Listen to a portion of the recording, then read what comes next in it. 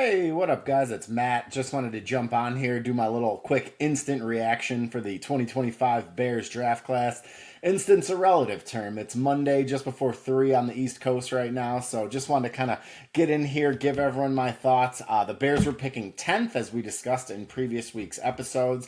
Ended up at pick 10 going with Colston Loveland, tight end out of Michigan. So super stoked for that. I live in Michigan, as some of you know, some of you may not. I, watch a decent amount of Michigan football. Colston Loveland is a stud. Guy's a beast. He's like 6'6", 250.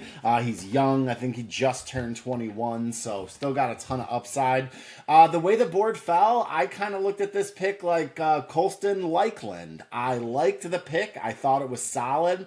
I joked with some friends, had the Bears called me on the clock. The way the board fell with Will Campbell going to the Patriots and Membu going to the Jets and then Kelvin Banks going to the Saints. All the tackles that I kind of was pursuing were off the board. Ashton Genty ended up going off the board at 6. So it felt like kind of a, pick your own path. And the Bears, obviously, this feels like a pick with a ton of Ben Johnson influence. Colston Loveland drew some comparisons to Sam Laporta in the draft process. So assume Ben Johnson sees Colston Loveland in that Sam Laporta role. And then, as far as, missing out on the tackles, I was a little bit bummed. I kind of wanted to shore up the offensive line a little bit more. We did do that later in the draft. But as far as not getting Genty, Genty's electric. I would have loved to have him on the Bears for years. He would have been super fun, but like I mentioned, really did not want to trade capital. There was those rumors coming around on draft day that the Bears were looking to trade up to 5 with the Jaguars to get Genty. With how much the Jaguars paid to move from 5 to 2, it definitely feels like a blessing in disguise. We didn't end up making that move, so excited for Colston Loveland. Tight end's a hard position to learn. The Bears have already got Cole Kmet, so we've got a serviceable tight end. Hopefully, in at least his rookie year, Loveland can work on his game more from a receiving standpoint as he works to become a full tight end. But definitely love that pick. Just adding chess pieces to the Ben Johnson offense. I think that's a great pick. Round 2 was a bit of a surprise. I did not have wide receiver high on the Bears needs list. Obviously, with DJ Moore, we drafted Roma Dunze in the top 10 last year. Drafted another pass catcher in round 1 here with Loveland. Also have Cole Kmet, like I mentioned. But the Bears go with Luther Burden out of Missouri. He's a wide receiver. And I'll be honest, at first that pick was a pretty big shocker to me. I kind of did a double take. They picked him at 39. I'm wondering if they were interested in Travion Henderson, the Ohio State running back, who went off the board at 38. He ended up going to the Patriots, so feel like the Patriots got a steal there. But I turned on, watched some Luther Burden highlights. He's like 6 foot, a little over 200 pounds. Also a junior coming out. He'll be 21 also when the season starts. So a young dude with some potential. Watching some Luther Burden, this guy just looks like a yak monster. Like he operated out of the slot a lot at Missouri, it looked like. Tough dude to tackle. So again, Ben Johnson, you probably draw that comp to another slot guy who's a yak monster, Amon-Ra St. Brown. So I kind of envision DJ Moore being in that role, with Rome being, more of the big X receiver. But Luther Burden, the guy's a dog. Talent-wise, a lot of people had him, with a first-round grade. Dane Brugler from The Athletic, who I really like, had him as his wide receiver 3. So definitely seems like the Bears got great value. It feels like with Burden, some of the negatives are off the field. How motivated is he? That'll be something, that you have to kind of determine, especially if you're a clear wide receiver 3 in the pecking order. I definitely think, you drop some packages for him when you're in 11 personnel, and then, use Colston Loveland more when you're in 12 personnel. I gotta say though, after the Bears took a tight end at pick 10, I was pretty sure we were going into the trenches with pick 39.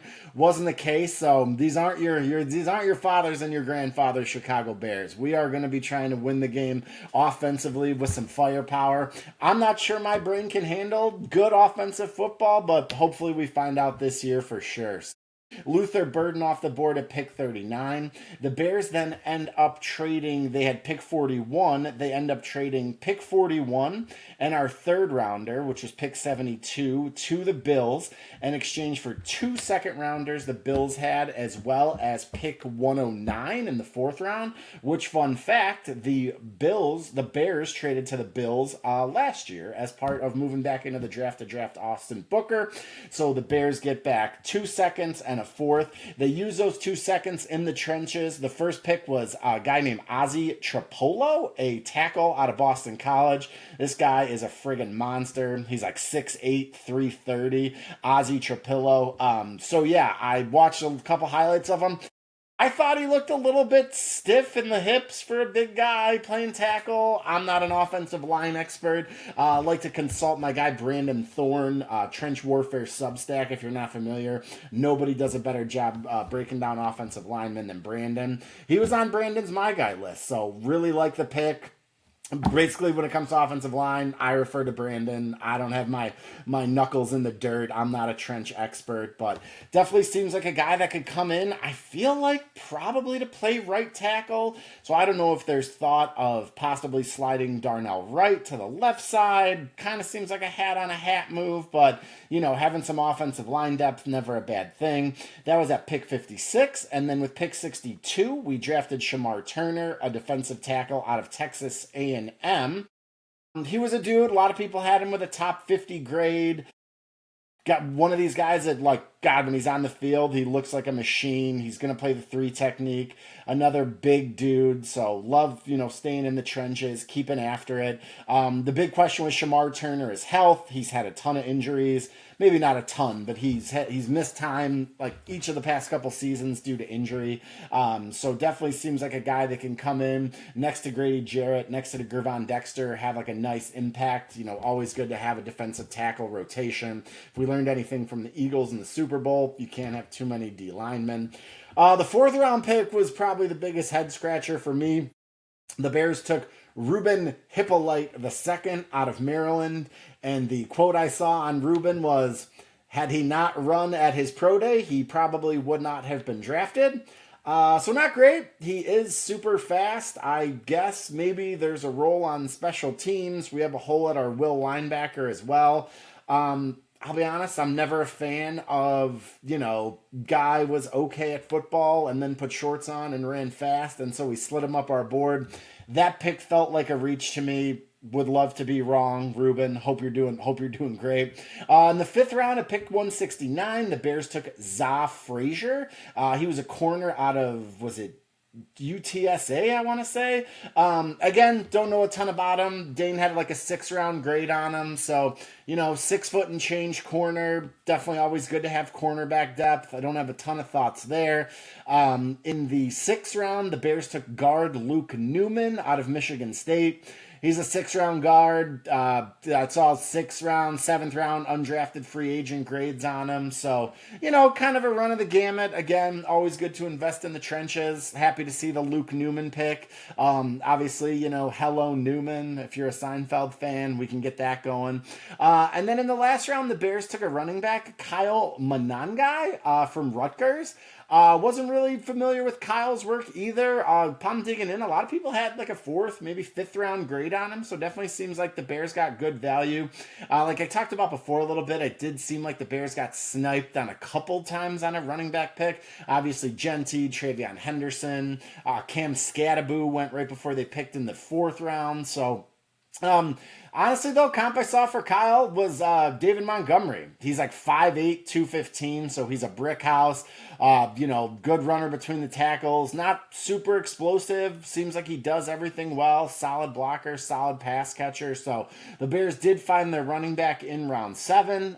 So overall, I've seen a lot of positives on the Bears trade, the Bears draft from so-called experts.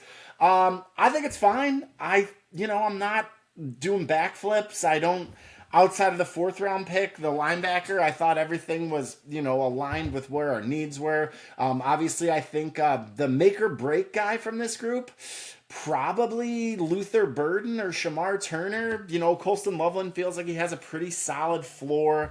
Luther Burden turning into a baller and Shamar Turner being, a really solid three technique, I think will kind of determine what we think of this class. I don't really like draft grades 2 days after the draft. I feel like we got to wait a couple years, but what the hell? I'll give the Bears draft a solid B. B. Just, you're not showing off, not lagging behind. More content to come from us later in the week, but in the meantime, hope everyone had a great time watching the draft. Also, shout out to Seth Rollins. Seth Rollins announcing the Bears pick as a wrestling and Bears fan. Probably about as good as my life's ever going to get. And then the other fun fact was that pick 109. The Bears traded it to the Bills, then the Bills traded it back to the Bears. Then in the fourth round, on the clock, the Bears got the pick back for a third time. They traded it back to the Bills. It was insane. So Ryan Poles was moving all around the draft, wheeling and dealing. Love to see that. Added another fourth rounder next year in the process to replace the pick we lost in the Joe Tooney trade. So time will tell, but so far so good. Now let's get these fellas on the grass. All right, guys, have a great one. Take care.